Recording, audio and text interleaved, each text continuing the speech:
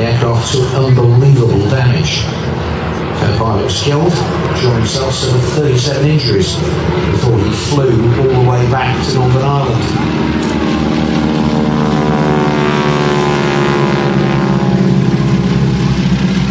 As they say in my favourite television series, and now for something completely different. Thanks to Will Brooking taking Catalina away, running in from the left. A pair of very, very different aeroplanes, these. These are Boeing Stearman biplanes.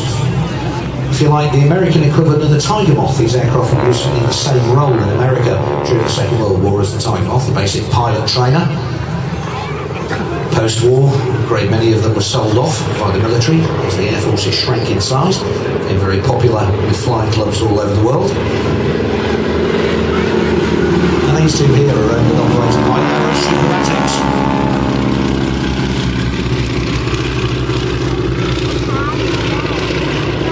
Superbatics. I like to think very aptly operating biplanes have an airfield called Rincombe down in Gloucester in the 30s, because not only do we have Martin Carrington and Dave Barrell flying the two aircraft strapped to the top wing, our two young ladies can only be described as acrobatics with aerobatics. What's known as a swivelling rig, 50 horsepower Pratt & Whitney radial engines, so 4 times the horsepower of the original aeroplane.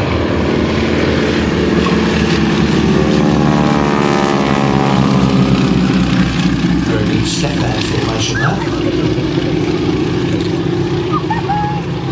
And that gave them exactly the performance they needed to be able to do this kind of manoeuvring. The team hold a number of world records.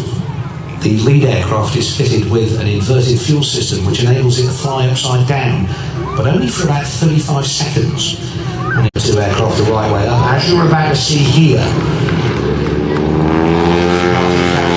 Upside down, going to full power. And the two chasing up underneath it. It's what we call mirror formation, ladies and gentlemen. The lead aircraft mirroring the number 2. And in that formation, they've actually held hands, would you believe? I don't know, I thought it was scary